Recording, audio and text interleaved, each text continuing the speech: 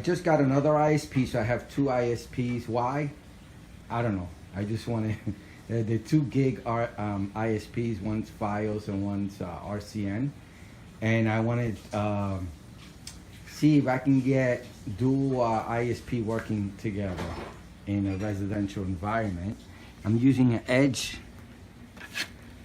edge router Lite. I believe this is 3. The firmware update allowed it to do load balancing, I believe, so I want to see how well that works. So I went out and I went to eBay and I purchased 2 Netgear switches. I'll get closer to it later and show you more details. It's they're either 48 or 52 port switches, because it's including the fiber there. It came with 2 Gigbits right there.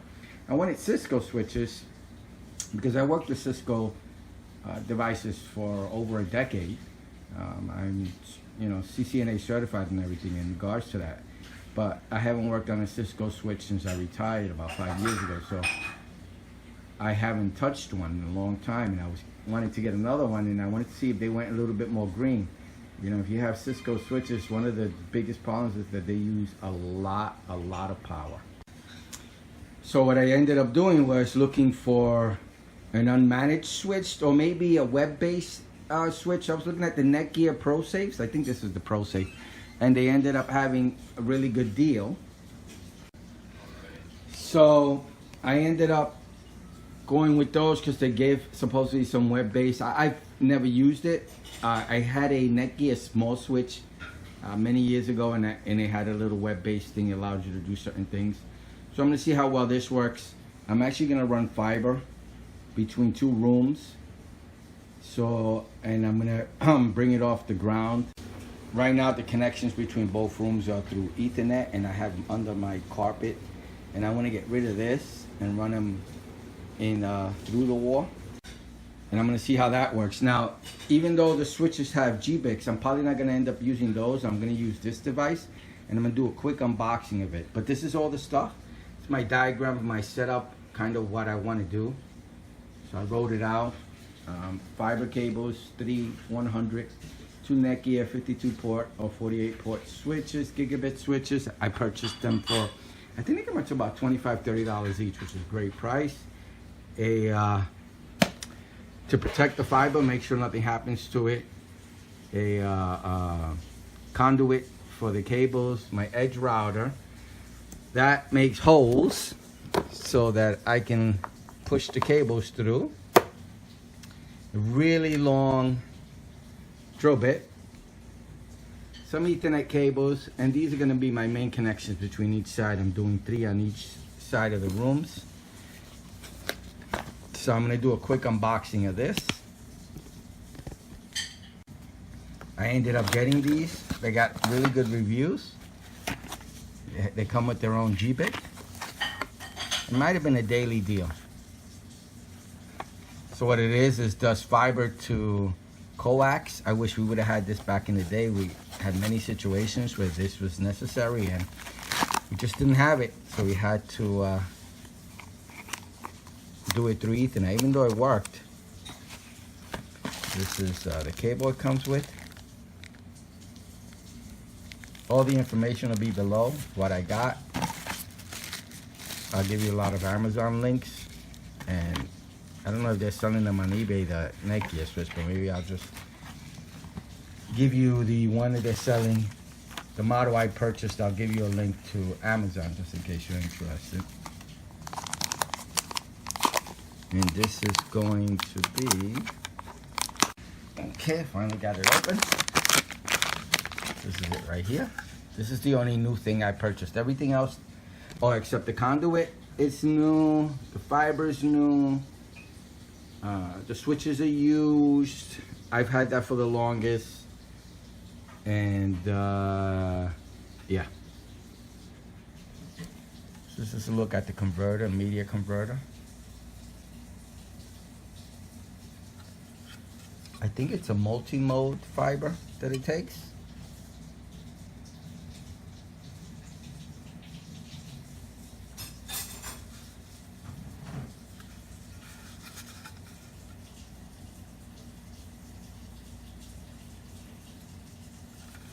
With fiber, you could go miles.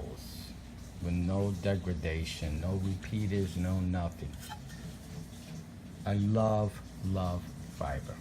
In the IT section, they used to make fun of me because everything to me was fiber. Run fiber, it'll work better. And it's cleaner, I think. Okay, 3 3/4. 2 3/4. Almost 1 inch. Okay. I'm going to Velcro these to the wall. Sort of like this. That way nothing slides out or comes out. I know you get dust on it, but it's easier to access. Maybe I'll put them sideways. Like this. We'll see. All right, let me start setting it up and I'll give you, this is the GBIC it comes in with.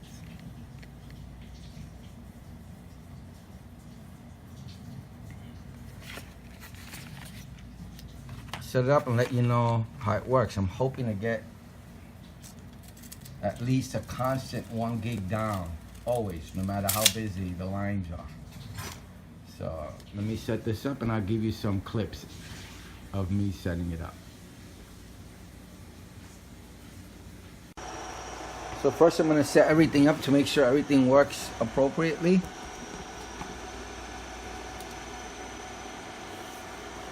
These are the GBICs that came with these devices. I plugged them in already. Let's take a look at them.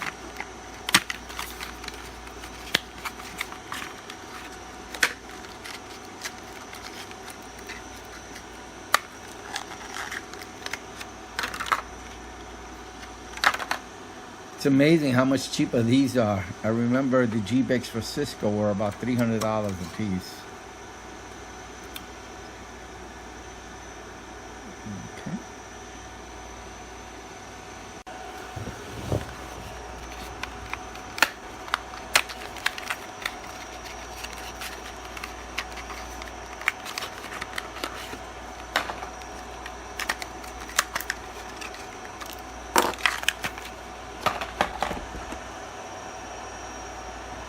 Faces up. Last one. Six of them. So I'll connect the. It's going to be 3 in one room and 3 in another room. I just need 2 actually, but I'm going to do because one of these in each room is going to be for the ISP, and the other 2 are going to be to connect to these switches. The third one's going to be as a backup, just in case any of them go bad. I can just switch it right over. These switches are sounding really loud. I don't like the loudness, but let me see if I can cover it up in the cabinet. Okay, so let's simulate the runs. We're going to take fibers, make the connections from top to bottom on these things. This is the fiber connection. Remove the little protectors and plug them in. Take out the little cover.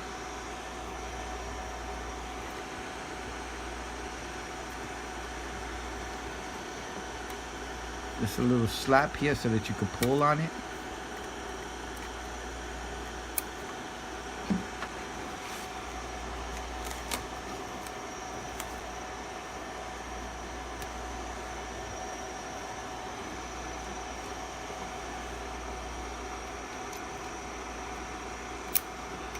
Ah, green light, awesome.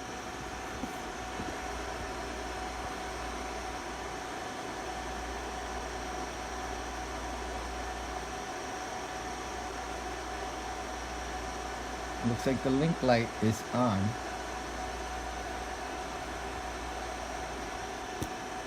Put them all in.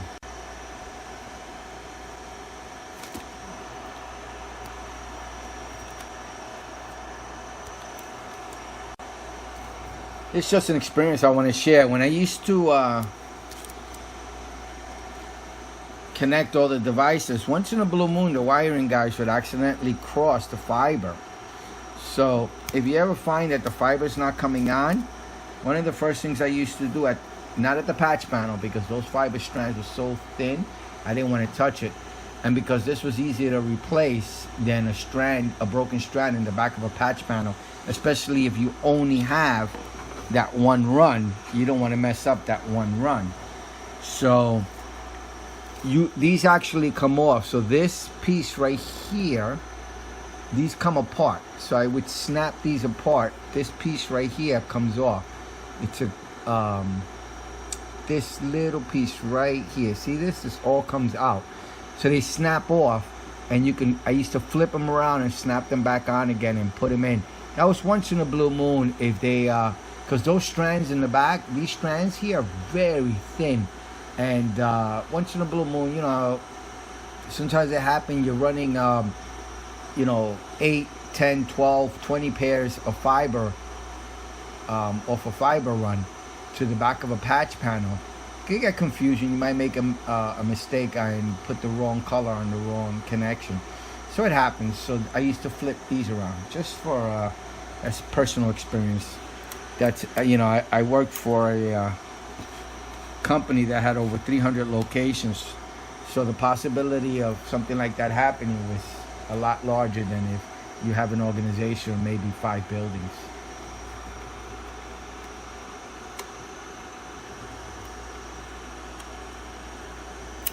Okay, all the lights are on, so the fibers, according to the devices, look like they're running. And let me get the physical Ethernet connections.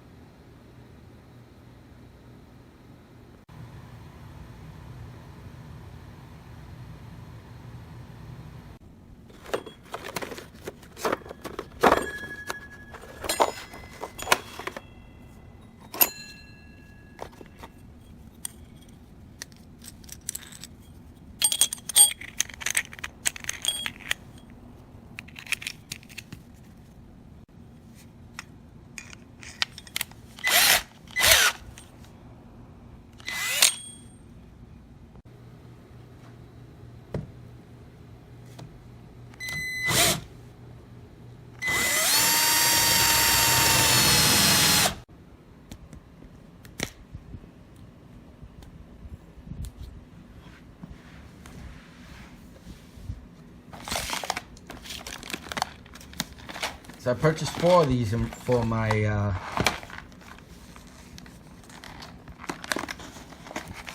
network upgrade. Switching from Ethernet to fiber. That was great. I didn't want to rip that. Oh well.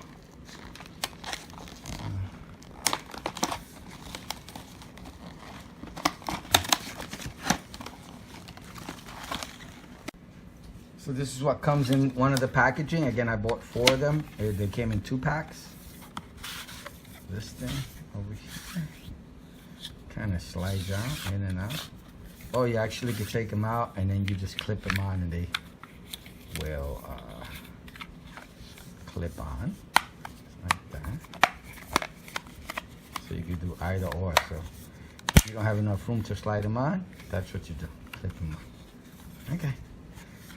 That's that. Comes with 4 of those. A little happy thing. Oh, 8 of them, I should say. 8. 2-sided tape. Anchors and screws. Put it on the wall. Some more paperwork here. Some corners and end pieces so you can finish it off. So it look nice. Over here.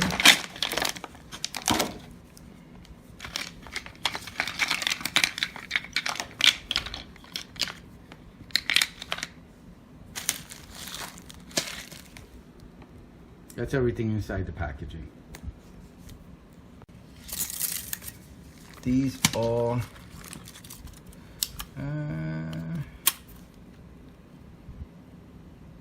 almost it's 15 3/4 in length each, times 8, and a bunch of these little corners. So this is like a T-shaped one. These are either continuous or the ends maybe. Some more to continue the connection. So you want to go from one to another, you put this at the end. and clip them on so that they don't sit like this. It kind of covers it. Some elbow ones. Some corner ones. And that's pretty much it. Nothing else.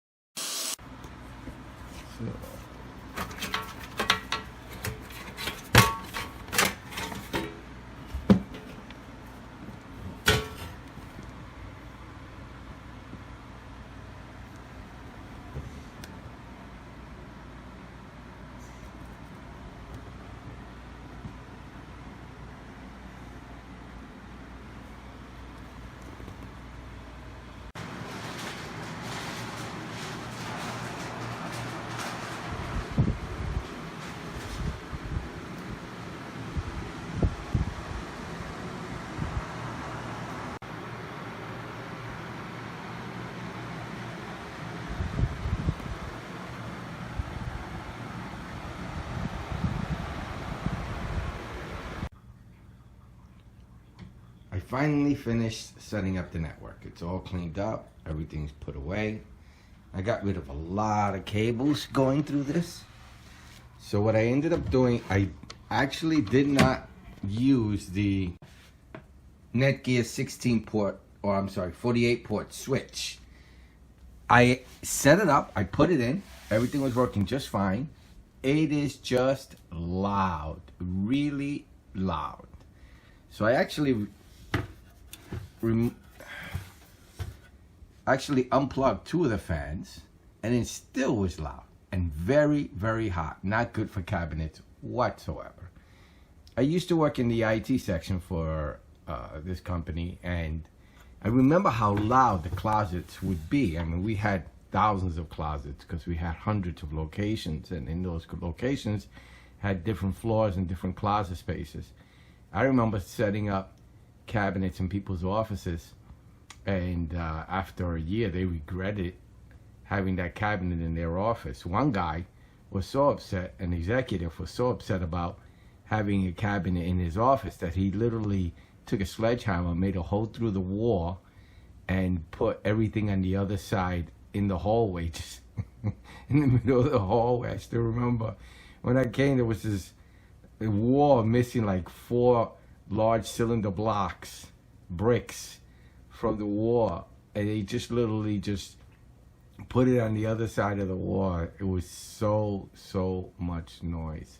So I can't use it. I can't. It's just too loud, too hot, and probably very expensive to run. So I went back to my 16 port switches down there, which are TP-Link unmanaged 16 port switches. And what I did was, you know, you end up just collecting wires because you don't want to pull them. I pulled everything out of here, and now, as you can see, I got a lot, you know, what is it, 2, 4, 6, 8, about 10 ports that are not being used. So I wasn't using all of the connections. I was able to clean everything up and take that out. So I have right now, just to explain to you, I have my fios, router modem. Okay, the yellow cable goes through the back to the one of the converters, the copper to Ethernet. I'm sorry, fiber to Ethernet, Ethernet to fiber, or copper to fiber, whatever you want to call it. The converter from Ethernet to fiber. Strange thing, I was working off of this one just since this was number one, and this fiber I think is bad. So lucky I ran 3 because I did need an additional one. This was bad, so I just unplugged it. So not the actual converter, but the fiber itself. So, and I probably just need to clean it. I just have to get around to doing that. Cleaning the ends. So again, it goes from the fios to this, off of number 2.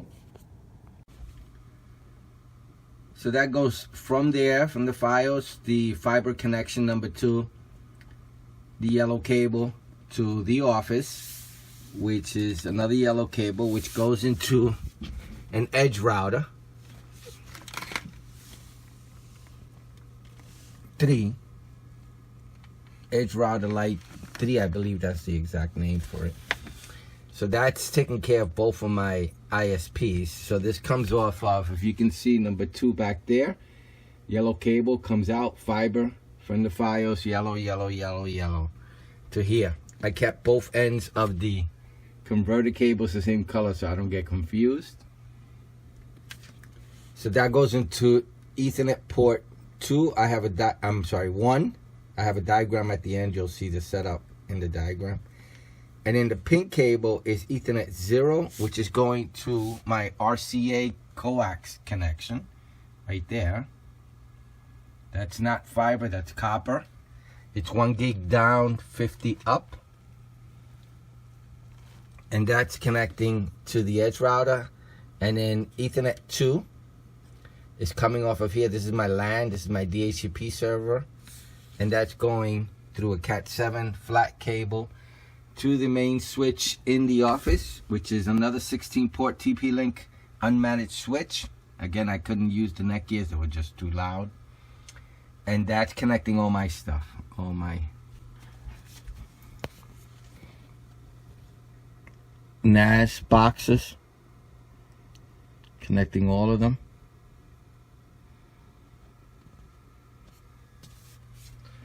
And this switch too. And then after it's coming off of here, in order to get it back to the other side, to the other cabinet, the black cable here, right here, is connected to that fiber connection right there, as you can see. So it's going back to number 3, coming up again. So as you can see, number 3 is at the end over there. It's the black cable, comes down, comes into my cabinet, and connects to port, the bottom port here, and the TP-Link 16-port switch.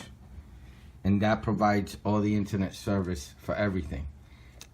My Google Wi-Fi is coming off of this switch, and also my security devices, which are located in this cabinet, which is my, they're off right now. So that's my Cujo, my Fing, and I forget the name of this thing, but this stops, it tries to protect you from pop-ups and stuff. I bought this a while back. So those are my 3 security devices. I leave them off when I'm doing something on the internet, which I am right now.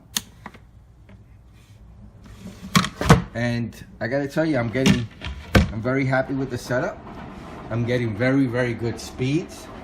Fios, if you don't know, it's all fiber. Everything's fiber. So the runs came up through the white. So that white cable there, that's for the Google Wi-Fi. And the fiber is in the conduit. And it came out pretty good. Didn't come out too bad.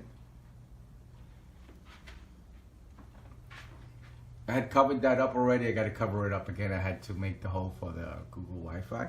The Google Wi-Fi is coming off of that. Like I said, coming through there, going down the black cabinet there. And comes out the other side of the hole, comes up, over, all the way to the other side, behind this cabinet, down to the bottom,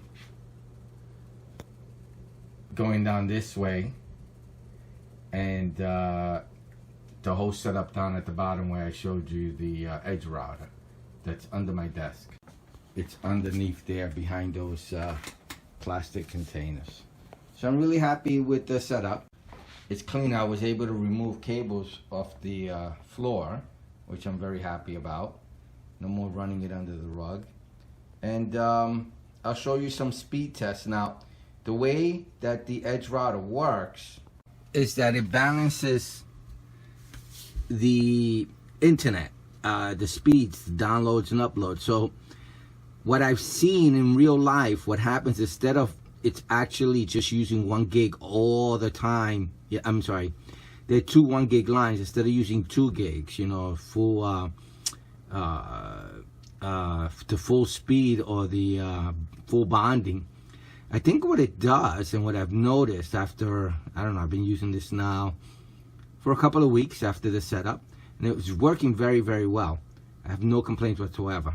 And what it's doing is that it's, if my nephew's downloading something and it's coming off the fios download, when I go to download something else, it'll just switch to the RCA one. So when you do speed tests and everything, it just switches back and forth depending on where you're doing the speed test. So it kind of gives it off.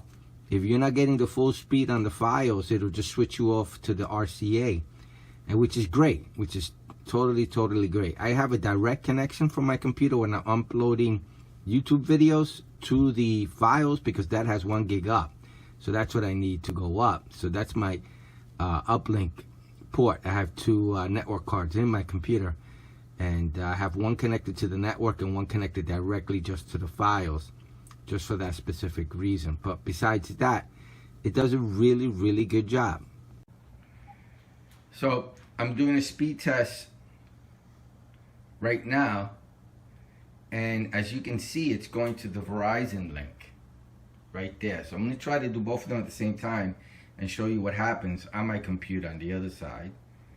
So let me do a speed test here.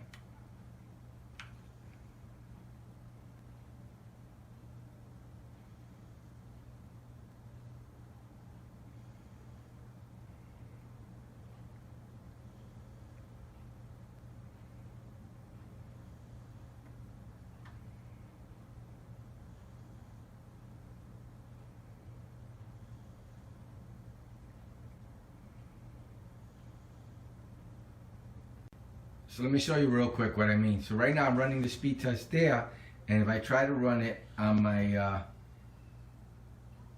tablet, you're gonna see it's gonna go to the other one. See, I just pressed go, and look, it's going to RCN.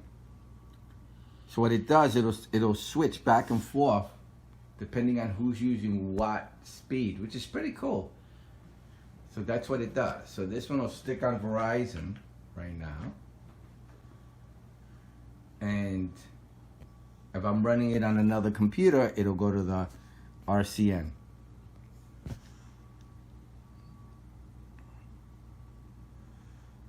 So that's what it does. It switches off. If one's being used, it goes off to the other one.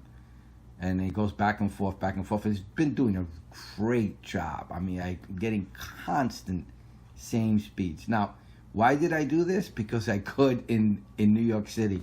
No other place are you able to do this. I mean, we're so spoiled in New York City. I visit a place in Pennsylvania that has the internet over there. The price I pay for files here is the same price I pay over there for 10 megs down and 2.5 up. Okay, so it's just ridiculous how the rest of the country is not up to par with what we're getting in New York City. We live in a bubble, and you know, it's nice, and you know, these speeds and everything. So I'm looking forward to 5G being spread out all over the country so that others could enjoy the stuff that we get in the city. So again, I'm very happy with my setup. I'm getting 2 connections. I did it just to see if I could, and it's working really well. I'm really happy. Internet is really fast with the setup I did. So I hope this video helps. I hope you enjoyed it. Thank you.